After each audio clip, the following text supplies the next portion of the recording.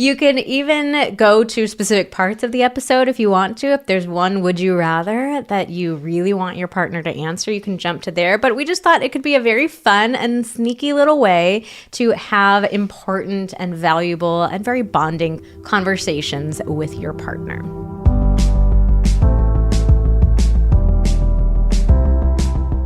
Hello and welcome to the Pillow Talks podcast. We're your hosts, Vanessa and Xander Marin. I'm a sex therapist with over 20 years of experience. And I'm just a regular dude. We share the ups and downs in our relationship while giving you step-by-step techniques for improving yours. Make sure you subscribe for your weekly double date full of totally doable sex tips, practical relationship advice, hilarious and honest stories of what really goes on behind closed bedroom doors, and so much more. It's the sex education you wish you'd had. Xander, I have a question for you. Let's go. Would you rather record this podcast or not record this podcast? I thought you were going to be like, or do it. Well, I mean, that would be a really obvious. Okay, that would be very obvious. What would you rather, record this podcast or go do it? Thanks to Rocket Money for supporting Pillow Talks. Rocket Money quickly and easily identifies your subscriptions for you so you can stop paying for the ones you don't want. Stop throwing your money away, cancel unwanted subscriptions, and manage your expenses the easy way by going to rocketmoney.com/pillow.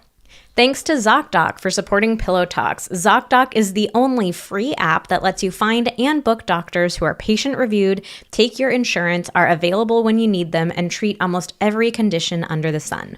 Go to ZocDoc.com/pillow and download the ZocDoc app to sign up for free and book a top-rated doctor.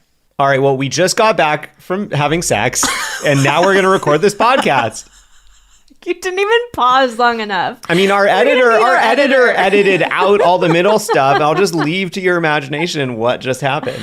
Did you hear our editor, Art, included a little intermission in a podcast episode a few weeks ago? It was when we were Googling something. He put in a little thing that was like, welcome to the intermission. I was listening to that and I just started dying laughing. So maybe Art will give us the same one. Maybe he'll make a new intermission song and we can pretend that we actually left and had sex. It'll be like 2 minutes later. No. 5 hours later. Why did you just roast yourself? 2 minutes. Well, I roasted myself because I gotta come clean, guys. We did not go have sex. I just paused for like 2 seconds you didn't even for pause. Dramatic effect. And I didn't really pause because I was like, if we did this in real life, like obviously we would stop the recording. But yeah, if we didn't and went in the other room, like, it would just get edited out. So there's no point in pausing. But no, we didn't. You roasted yourself with 2 minutes. Wow. Okay. I try to be funny on this podcast. I try to make it, lighter listening for people. Okay. All right. So today we are doing a whole Would You Rather themed episode. So this is something that we actually started doing on Instagram. Our social team, Maddie and Rose, came up with the idea to do Would You Rathers because we always love doing these like fun interactive stuff with you guys on stories. If you're not following us on Instagram at Vanessa and Xander, you got to get over there. So we started doing this series maybe 2 months ago. Yeah. And when we started, I was like, oh, this is fun. I just thought we were going to do it like once or twice. Yeah. But people loved it. Our audience just went nuts over it and said, this is so fun. It's fun to answer the questions.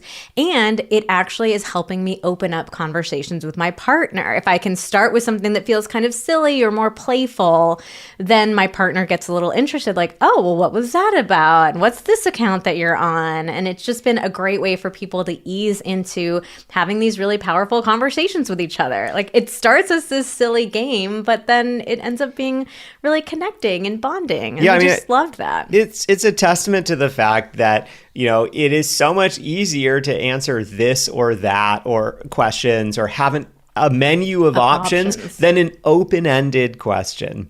Mm-hmm. Like if you walk into a restaurant and the chef is like, walks up to you and goes, all right, you got 10 seconds to tell me what you want. I'm not going to tell you what ingredients we have, but you just got to tell me what you want.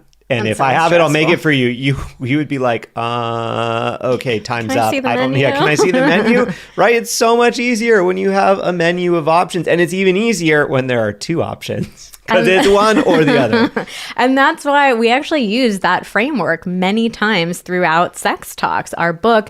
If you haven't picked it up already, it came out a couple weeks ago. You can still snap up your copy. It is on the shelves. It is. Go grab it, because that's just, again, such a fun and easy way to have these conversations. Picking something from a menu, picking one out of two options rather than having to come up with all these answers out of nowhere. So we decided today that we would expand Would You Rather into a podcast episode. So what we did is we went over to Instagram. We said, we're making this into an episode. Give us your best Would You Rathers. And give us your best shot. Yeah, we said, give us some funny ones. We want to laugh and make this lighthearted and playful, though we also want to answer harder hitting ones. Yeah, more complicated serious ones. And what we're really hoping is that this podcast episode can be a great way for you to open up these conversations with your partner. So skip the intro when you play it for your partner so they don't know what's going on. Oh, you just don't want them to know that I just have furious 2-minute sex? What? No, I'm saying if you don't want your partner to know you're using this episode. You're so generous. You're so generous. You don't want the partners out there knowing that. Yeah, no, but it didn't actually happen. It's okay. It's okay. I'm not actually embarrassed because nothing happened. You can even go to specific parts of the episode if you want to. If there's one Would You Rather that you really want your partner to answer, you can jump to there. But we just thought it could be a very fun and sneaky little way to have important and valuable and very bonding conversations with your partner. So one final detail about this before we jump in is that Xander and I have not discussed our answers with each other. We have not. So we took a look at the list. We picked the ones that we thought would be most interesting to answer, but we do not know each other's answers. So we'll be doing this live in this episode. Yeah, we'll be discussing our thought process. I think that's the really important thing. Like that's, it's one thing to play Would You Rather and just like literally answer and move on to the next question. I think where it starts to get interesting and really connecting with your partner is talking through like why is that your answer? Like what would either, why did you choose one, not the other one? Like what would you need in order for the other one to actually sound like, how would you change the other one so that you would actually be more into that or something like that? Yeah. And also, the final rule of Would You Rather is you have to pick an answer. So every week when we play Would You Rather in stories, we inevitably get a million DMs from people saying, neither. That's not the game. No fun. You can't choose neither. You have to pick one. Do you even know how to play Would You Rather? You have to pick. That's why it's a tough game and why it initiates those conversations. You can't crap out on it by saying neither. Do you say neither or neither? I feel like I probably do. I probably do both. Yeah, depending on the context. I really committed to neither, and I was like, that sounds weird. Neither. Neither sounds weird too, though. You cannot say neither nor neither. You have to pick an option. Now that I'm thinking about it, that word it sounds like a word that I don't even want to use anywhere. So don't DM us with it. You have to pick. Okay, Xander, let's kick things off with our first Would You Rather. So I'll read it, and then I think we'll try to respond at the same time, and then we can go into our answers. And hopefully you can hear what each of us say. We'll see how that goes. We'll see how it goes. Okay, so would you rather have no sex but no fights in our relationship? Oh, so like roommate vibes. Mm-hmm. Or lots of fights with lots of intimacy. And by intimacy, I think they mean sex. Yeah. So no sex, no fights, lots of fights, lots of sex. All right. So basically, sex or no sex? Yeah. Okay. So I'll count us down. Okay. 3, 2, 1. Sex. Lots of fights, lots of sex. Yes. Okay. I agree. Now, I mean, like, I'm making a lot of assumptions with this. Like, I am assuming that if you were to go with roommate vibes and no sex, like, you're still in a monogamous relationship, meaning like you're not having sex elsewhere. Mm-hmm. First of all, like, I think that's kind of, if that were different, then like, I don't know, that's a totally different relationship configuration that I haven't really had time to think about. nor do I really want right now. But yeah, but I think here's the thing, like lots of fights with lots of intimacy. I mean, I guess it's up in the air, like what kind of fights are we talking about? Like, do we get to bring in our own, like, do we get to bring ourselves into this where, like, we have learned how to fight more fairly. I feel like if it's lots of fights, like maybe we have lots of fights at first, but then we get better with the fights. No, we just have lots of fights. But because you and I fight very fairly, I think we handle fights well. I think one of the themes that's going to emerge today for me is I'm willing to put up with a lot for sex. So I'm willing to put up with a lot of fights that are done fairly and respectfully in order to have sex. Yeah, now, I mean, I guess the interesting thing would be like if this were different, if it were specifically like knockdown, drag out, unhealthy fights, would that change your answer? Like, it might for me. Yeah, I think it would. I think I wouldn't feel like emotionally safe to be having sex. But if it's like, yeah, we are arguing about things, but in a constructive way, then yeah, I'm not going to be having sex like while we're having an argument, but I would feel safe in that relationship to be able to do that. But yeah, for me, I do definitely need to feel like a baseline level of safety and connection with Vanessa in order for me to be open to having sex. And if you want to learn how to fight fair, definitely go back and check out episode 83. We break down a listener's argument. It was a really cool episode. They sent us a text of their fight, and we go over all sorts of tips for fighting fair. Oh yeah, and we also have our golden rules of communication in our book, Sex Talks. We go through all of that, and in sex talks in general, if you follow our directions going through these conversations, you're going to come out the other end having a much better way. I wouldn't even say of fighting, of discussing issues. Like that's really, I mean, what a fight is like you weren't able to have a constructive discussion about something, and it turned into a fight. So if you can just learn how to have constructive discussions about things, then ideally you're not having very many or any fights. All right, so let's do the next one, babe. Never have intercourse with your partner again or never kiss them again. Okay. Never have intercourse. Never kiss?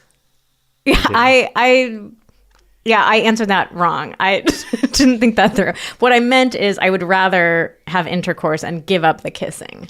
Yeah. You would give up the kissing as well. I would give up the kissing. I love kissing you. I love kissing you. I do love kissing you. But I'd rather fuck. I mean, I feel like we could still have a lot of intimate eye contact. And other things I find like contact. Touching and cuddling and all of that. It would just not be the kissing. Yeah.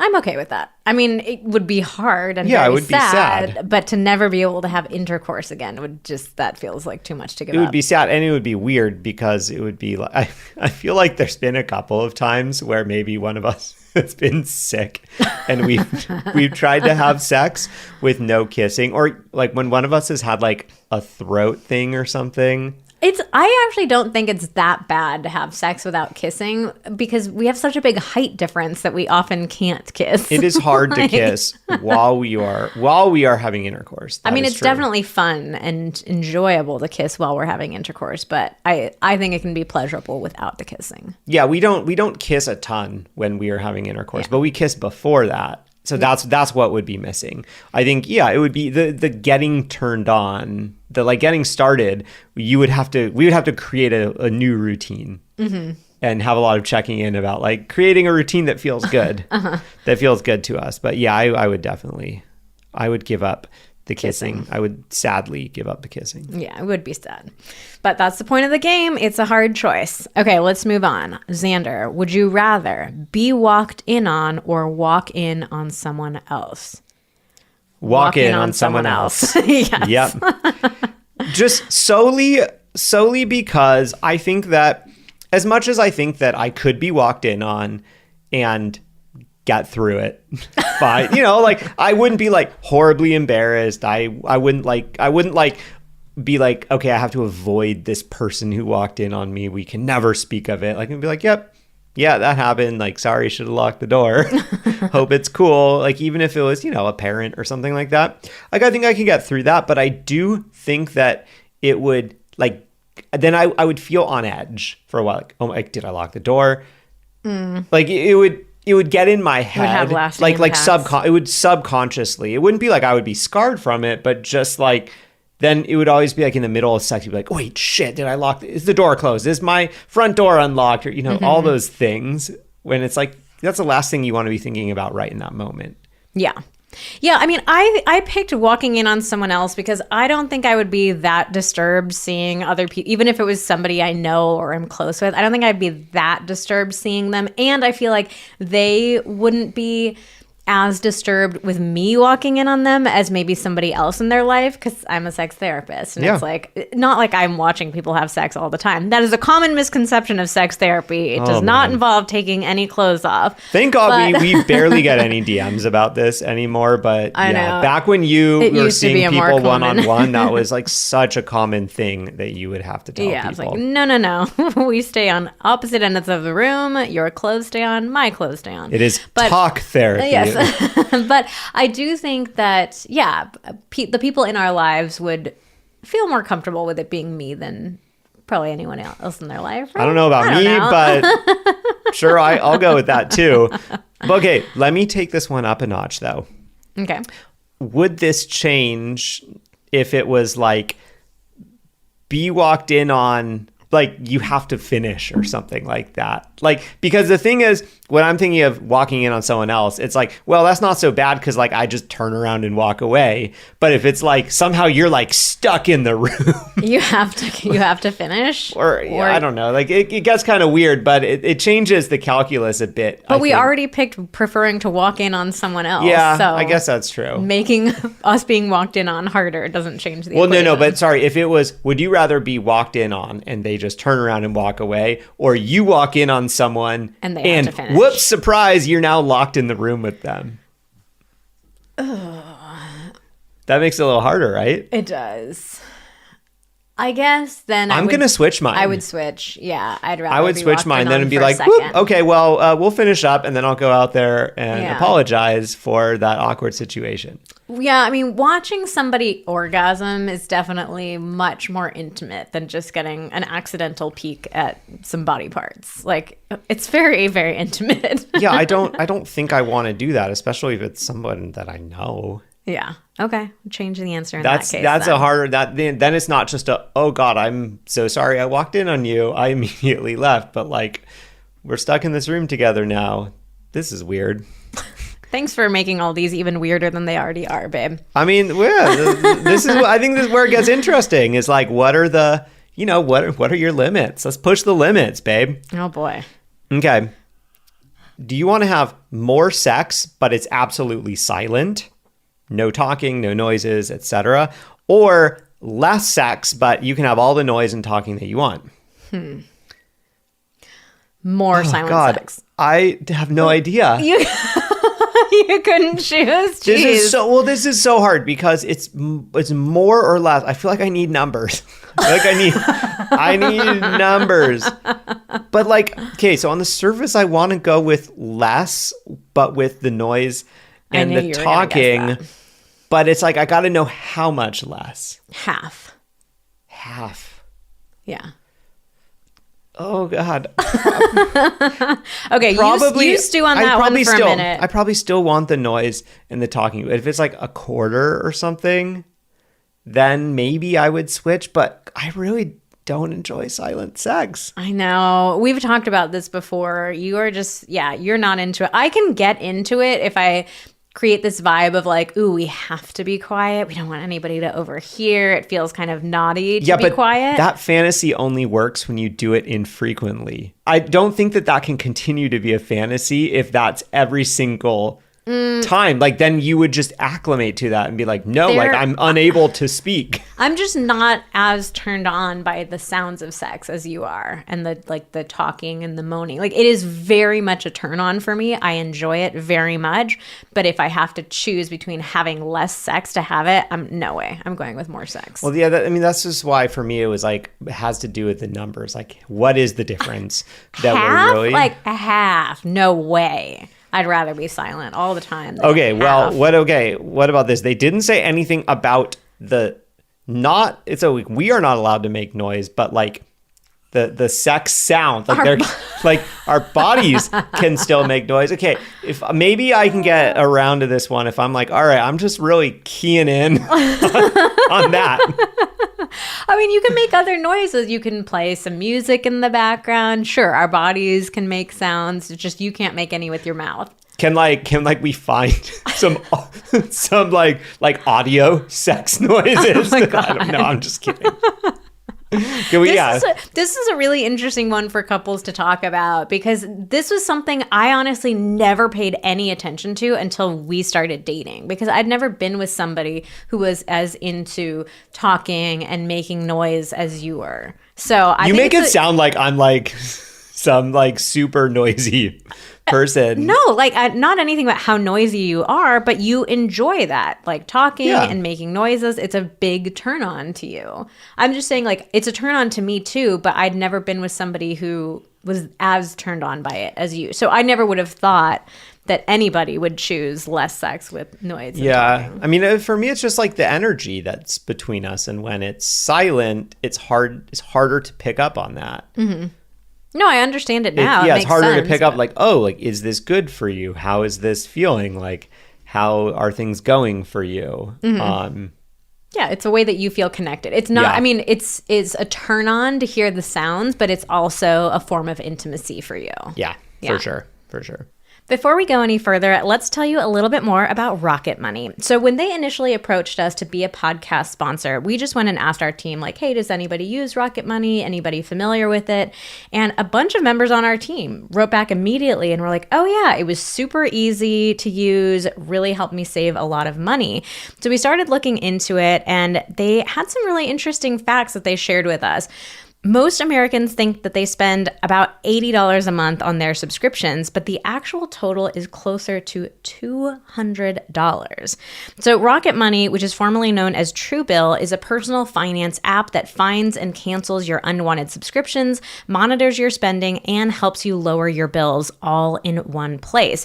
So it goes through it very quickly and easily identifies your subscriptions for you, because let's be real, I think a lot of us sign up for things, then we forget that we've signed up for it. A lot of these subscriptions are like just a little bit of money each month, but those little bits add up if we have a bunch of subscriptions that we're not using. So over 3 million people so far have used Rocket Money, and the average person saves up to $720 a year.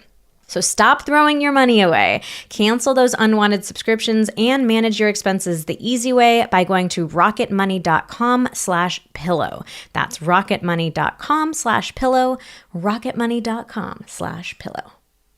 Let's talk about ZocDoc. So they have been a podcast sponsor for a couple of weeks now, and we keep getting DMs from you guys letting us know that you love ZocDoc. It's been really fun to see this. A lot of people saying, like, it's just so easy, it's really convenient. A number of people who have said they've been in really challenging health situations, including a member of our own team. Like, they were in a challenging situation, we're trying to get a doctor to see them right away. You know, we all know that pain of like trying to navigate something that feels really challenging in that moment and just not knowing who to ask for help, how to get help, when you can get help. And the frustration of calling around, like looking things up on Google, calling. I've done this personally, like called 10 places, like, oh, no, we're not taking new patients. No, we're not taking new patients. Oh, no, this doctor moved. Sorry. And it's just like, oh my God, how do I just need to see someone. So ZocDoc is the only free app that lets you find and book doctors who are patient reviewed, take your insurance, are available when you need them, and treat almost every condition under the sun. I think the thing that I appreciate the most about ZocDoc is reviews of doctors. Like, we have all had experiences seeing somebody and it's just not a good experience. You feel like they don't care about you. They're in a rush. They're just trying to like get you in and out. And so being able to hear about the other experiences that people are having and find doctors who are like well reviewed, who people have had good experiences with, that's such a relief, especially if you're in a challenging situation and like trying to find somebody to help out quickly. So if you want to check out ZocDoc, you can go to ZocDoc.com/pillow and download the ZocDoc app for free. Then find and book a top-rated doctor today. A lot of them are available within 24 hours. That's ZocDoc.com/pillow, ZocDoc.com/pillow. Okay. Would you rather I tell you when I'm annoyed at something right away and we argue more often, or we have one big argument? So like more frequent smaller things or less frequent big fights? More frequent. Okay, good. Yeah, I'm definitely somebody who likes to just share when something's bothering me right away. Yeah, and I mean, well, I say this because I definitely used to be of the other approach where it was like I would just convince myself, oh, this isn't a big deal. This isn't a big deal. Like, oh, like I'm kind of annoyed about this. No, like I had this image like, oh, I'm a chill person. That's my identity. A chill person would be chill about this and forget about it. And the thing is that you do kind of forget about it, but like your body doesn't entirely forget. And then it sits in you. It sits lingers there. And then that thing happens again. And you're annoyed and you remember, oh, wait, that happened a week ago too. And I didn't say anything. And it just gets like worse and worse. And so then when you do have that argument, like the person who asked this one wrote, like it just all spills out and it ends up being a bigger, like more emotionally charged argument. It feels worse for you. It feels way worse for the person receiving it. Yeah. So yeah, I mean, I have come to realize, no, I would far rather that if something is bothering Vanessa, she tells me about it quickly rather than waiting. Because I know the damage that waiting can do, like for me inside my own head. And I wouldn't want the same for her either. Yeah, I just think fights are so much less productive when you're having to go through multiple things. Oh, especially if you don't remember. Yeah, it's hard enough to have to deal with whatever was that like last straw that broke the camel's back and made you bring something up. But then if you're like, and also 2 weeks ago, you didn't take out the trash, it's so easy to get into a fight about logistics. Like, yes, I did. I took out the trash 3 weeks ago, and it just, the whole thing turns into a mess. So I definitely prefer to just address things as they come up. But there is a cost to that. Like it can be frustrating in the moment to have something brought up. And it can create this feeling of like, it feels like there's always something going wrong of like, oh, now we have to talk about this. Now we have to talk about this. Now this thing's going wrong. Yeah, we don't have time. Like, oh, we don't have time for this right now. So there definitely have been times where it's been hard on us that we do that. And I've had friendships in the past where my friends have given me feedback about like, it's really hard to hear the frequency of, something bothering you. Like sometimes people just struggle with that. So yeah, it can definitely weigh on you to have those more frequent things, even if they are small. But I do think overall, it's just faster and easier to deal with things one at a time as they come up. I mean, I think the key with that is that, yeah, it is easier to have more arguments. I'm putting arguments in air quotes because I think the key here is the communication and the fighting fair or whatever. And if you are both willing to work on your communication to a point where it doesn't necessarily feel like an argument, it's just like sharing, hey, this didn't happen and I feel this way about it. Yeah. And on the flip side, the person receiving that, because I think this is the big thing. It's like Vanessa and I started having more frequent conversations about things. I still had work to do on how I received that. I think receiving it is an equally large part of the puzzle. And like, can I receive that in a way where I don't immediately go into shame or embarrassment? And I think that's really the key thing is like, now I feel really comfortable. I have space for Vanessa to have feelings. I have space for her to be disappointed in something or feel let down or whatever without necessarily turning that into, oh my God, I'm a horrible person. It's not okay with me that she feels that way. So I think that's a big part of it. And I think a lot of people forget about that. Yeah. Is that, just as much of having an argument is the person on the receiving end of it. That's a good point. Being able to have space for their partner to have feelings that doesn't have to have a huge impact on them. Yeah, I agree. Yeah, I just think that there's so much less emotional weight. Like, I mean, the trash is a great example. If I see that you haven't taken out the trash and I can just say, babe, can you please take out the trash? You know, it like I might be annoyed, but it's like a 1 on a 1 to 10 scale. Also, by the way, you've been doing a great job with the trash. I don't think in this entire time that we've lived in this house, I have had to remind you to take out the trash. Oh, I'm killing it. That's because in the garage right now, we have 2 bags of recycling to take up and 1 bag of trash that has to go up our steep driveway. So yeah, it's a 1 on a scale of 1 to 10. But if I am just spending weeks or even months brewing on, oh my God, he hasn't taken out the trash again. There's another week that he hasn't taken out the trash. Am I going to have to remind him? How long will he go unless I remind him? Like, you start to play all these mind games in your head. The intensity grows and grows and grows, and then you're at a 10. So I'd rather just have more little 1s. Oh yeah, I mean, and the other, I think, distinguishing factor here is that if you wait and wait and wait, and then it all comes spilling out, the person actually, either partner, it's really difficult / impossible to gauge the severity of what's going on. Yeah. Because it's grown exponentially. You know, if Vanessa says one time, hey, would you take out the trash? Like, it looks kind of full. I can't put anything more in here. I know how severe that is. It's no one's going to die.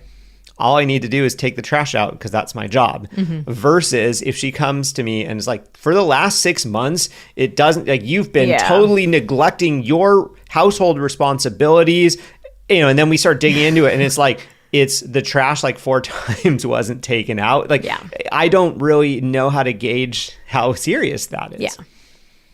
All right, let's keep moving here, babe. Only intercourse forever or only foreplay forever? Intercourse forever? You sounded a little unsure about that one.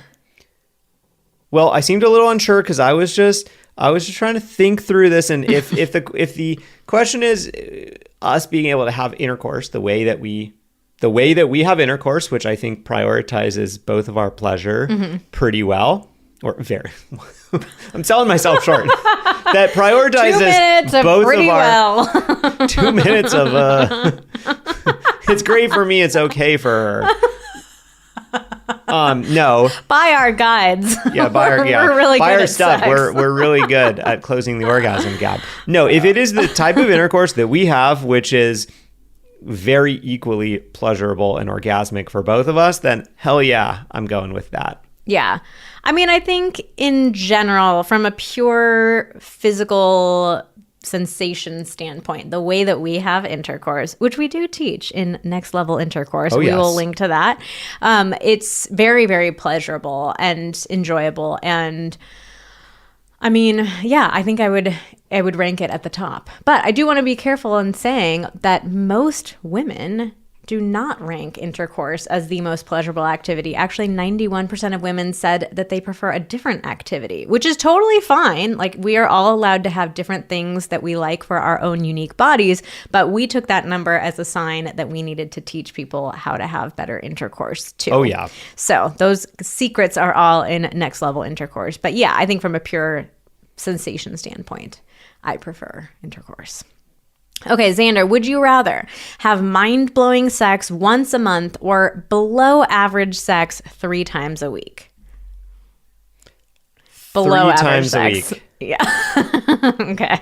Yeah, you know, I mean, at the end of the day, for me, I like the connection that we have and that we get to maintain in having sex with each other with some level of frequency. Yeah. And so I would be happy with that 3 times a week frequency rather than it being like waiting for once a month for it to be this like really epic. I mean, I guess, like I said, I don't know, maybe show me what the mind blowing is, like how really good is it? But in general, we always tell couples to focus more on quality rather than quantity. Oh. But this does feel like an issue of the numbers to me. Like if this was mind-blowing sex once a week or below average 3 times a week, I would pick once a week. I think I would too. But if it was, once a month, like that's just too infrequent for me. So I'm with you. Like I enjoy the consistency of us being intimate, even if the experience of it isn't always the greatest. How about this? Yeah, I would go with the below average 3 times a week if we are allowed to revisit our decision like every month or two and maybe like swap back and forth. You can't swap. Get out of here. You're trying to rig the game. I am trying to rig the game. Why not? That's, Neither. I got to push the limits. I'd rather have mind-blowing sex 3 times a week. That's Xander's answer. Yeah, that's my answer. All right, Vanessa, you want to dominate or be dominated? Be dominated. That's a problem. Is it? No, it's not. We take turns. We take turns being in control. But we do. I think it's fun though. Yeah, I mean, I think, we're not, neither of us are super into particularly dominating sex one way or the other. So neither of us is like, oh my God, I have to be dominated. That's the only way that I feel like really, truly turned on. So, but I guess. I mean, in general, we enjoy a pretty even balance of power and kind of, and like taking turns in that way. But I think, if I'm going to have to pick one or the other, I do think there is something more fun about being dominated and just having to be submissive and getting caught up in the moment and somebody else is doing everything. I will say, I think most people prefer to be dominated, and it's because it's less work, honestly. Like it's more work to dominate somebody. It takes more vulnerability. It takes more energy. And so I think a lot of us, we're just like tired sometimes, and you're just like, you do all the work. You ravish me and make me feel so desired and wanted, and like, I just have to follow along with what your plan is for me. Yeah, I mean, I think if it's like, oh, I have to be the dominator, the dominator, then there's a higher bar where it's like, oh, okay, I gotta be really like for me to initiate that, I have to be super turned on. I have to feel like, I know we always talk about it's like initiating sex is never a guarantee, but it does feel a bit more like, oh, I have to kind of guarantee that I'm up for this and can really fulfill on that responsibility. Okay. So, I'm going to ask you the next one because it really only applies to you. Okay. Would you rather I surprise you in lingerie or naked? Oh my God, this one's so hard. Really? Okay, I'm going to go with naked because we're taking the lingerie off anyway, unless it's lingerie that is you're like getting you're getting a bonus if I'm surprising you in lingerie. You get to see me in lingerie and see me naked. Ooh, I didn't think about it that way. All right, I'm going with the lingerie. Your thought process is interesting today. You're putting me on the spot. I have 30 seconds. I haven't thought about these since like yesterday when we actually kind of culled through the list. And I wasn't thinking like, what's my answer going to be? I was like, oh, is this a good one for us to talk about? Yeah, you're right.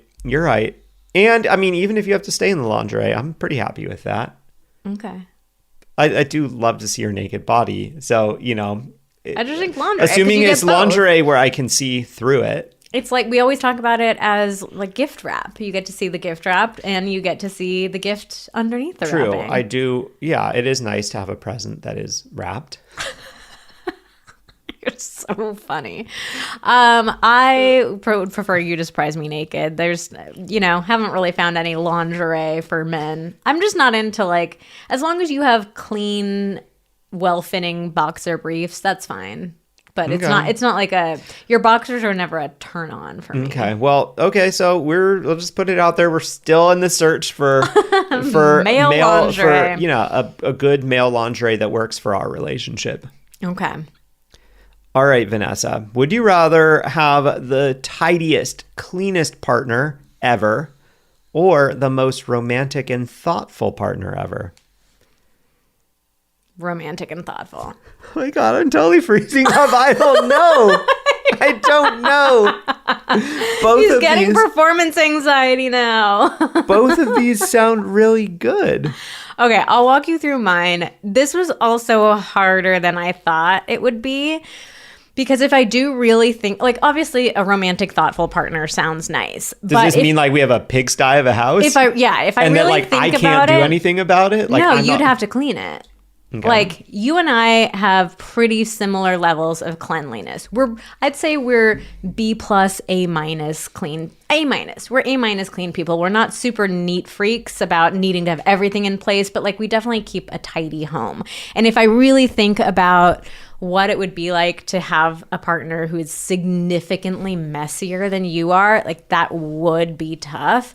Yes. But ultimately, I would rather have the emotional intimacy of somebody who's thoughtful and romantic than just what my house looks like. Yeah, I mean, I guess if we're looking at, I guess I would choose romantic and thoughtful, because I feel like if you're assuming that by choosing tidiest, cleanest, you're not going to have a particularly romantic and thoughtful partner. It does feel like we're swinging the relationship into a bit more of a transactional relationship, yes, that's what I was than thinking too. An emotional partnership. Mm-hmm. And I'll take, I mean, I definitely have maybe a bit more tolerance for messiness than you do.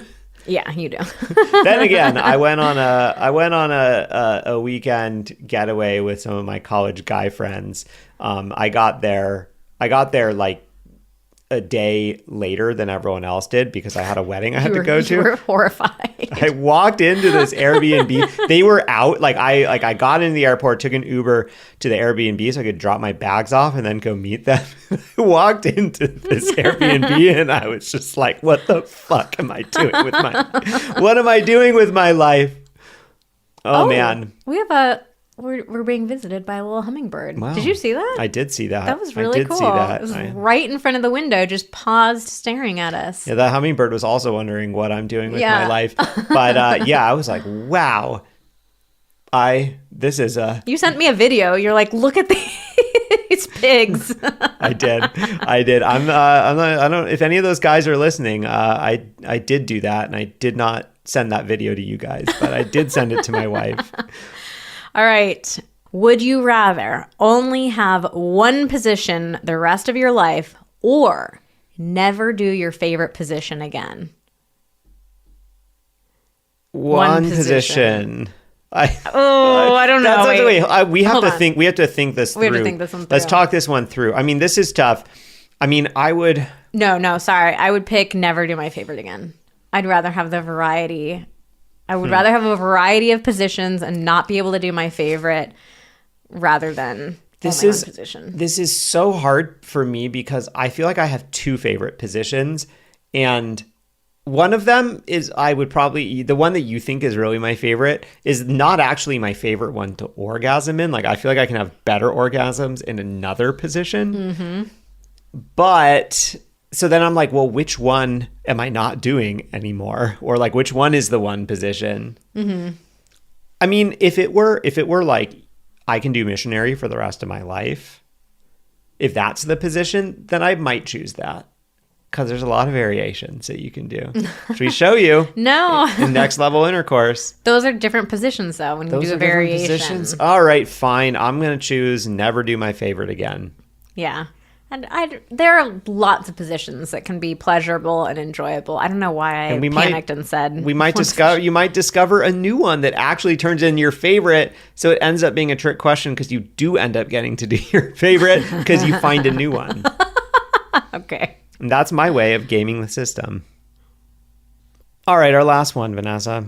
Would you rather marry your first sexual partner or keep the first job that you had forever? Oh my God.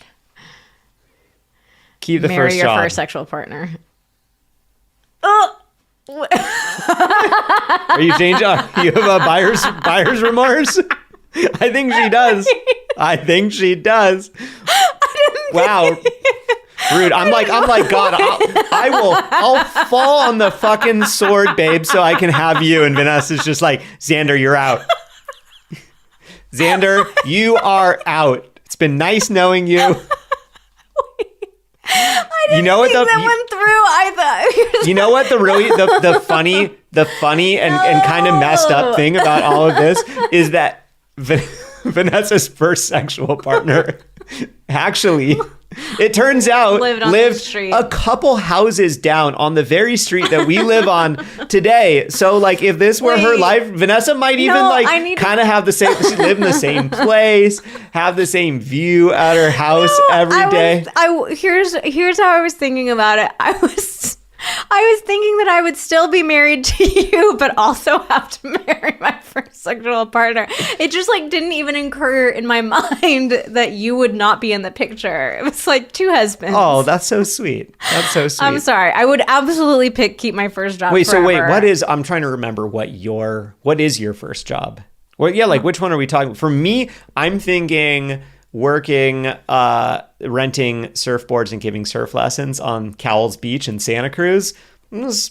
I would be happy doing that. I mean, I was thinking, I don't want to name names, but I had a bad marketing job right out of college. Technically, when I met you. It's not my first job. I worked for both of my parents. I was a babysitter. I was a math tutor. But I don't know. Those were more for pocket money when I was a kid. Okay, yeah. So we could change it. I'm thinking about that. First W-2 job, or job where you had to pay taxes. Sure. On that money. Yeah. When I worked at the surf place, I filled out all the I was 16 years old. I filled out all the tax forms. I had taxes withheld.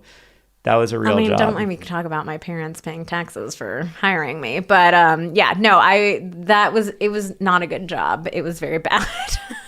But I would have that job for the rest of my life if it meant being able to keep you. Well, I only turned it around on you. If I could have two husbands, then sure, I'll marry my first sexual partner. I only turned it around on you after I thought about it a little more. To be honest, when I was answering those, I was not thinking about you, Vanessa. I was thinking about my first sexual partner, and just we're two very different people. Yeah. It was we were friends at the time. It was a very good and pretty healthy first sexual experience. Yeah. But I don't think that we would have work together in a real relationship. Well, mine was a very healthy, loving relationship. I haven't talked to him in years and years and years, but we were on friendly terms as adults, so it would not be a bad person. Yeah, no, I for the sake of the game, I think that's a very respectful choice. Either I could have two husbands, or if this was before I even met you, you and I didn't exist, and it was a choice between, I would pick that. Yeah, I mean, also, I do remember you had that first job when I met you, and it sucked. You were not very happy with it. I would not want that for you, just to be with me. It was bad. All right. Well, that wraps up our Would You Rather. We hope this has been entertaining, enlightening, opens up some interesting conversations between you and your partner. Yeah, let us know how those conversations go. How did it go listening to this episode with your partner? Did you have any good conversations? Yeah, so actually share this episode on Instagram. Just take a little screenshot of it wherever you're listening to it, put it in your stories, tag us, tell your friends, had a great conversation off of this game, go listen to this episode. We'd love to see what you thought of it. So share that episode, and then we will link a couple of things in the show notes for you. Our book, Sex Talks. You can also just go straight to sextalksbook.com if you want to order your copy. She's out there. And that guide that we mentioned, Next Level Intercourse, to make sure intercourse is pleasurable and satisfying for both partners. I was listening to us talk about next level intercourse in something recently, and we said to make sure orgasm is pleasurable and satisfying instead of intercourse.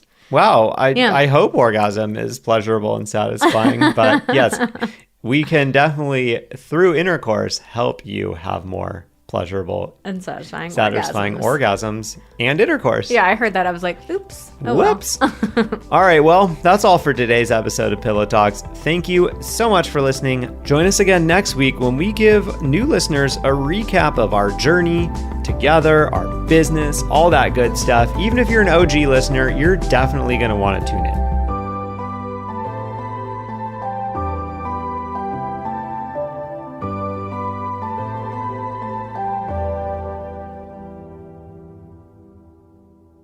Uh-uh-uh.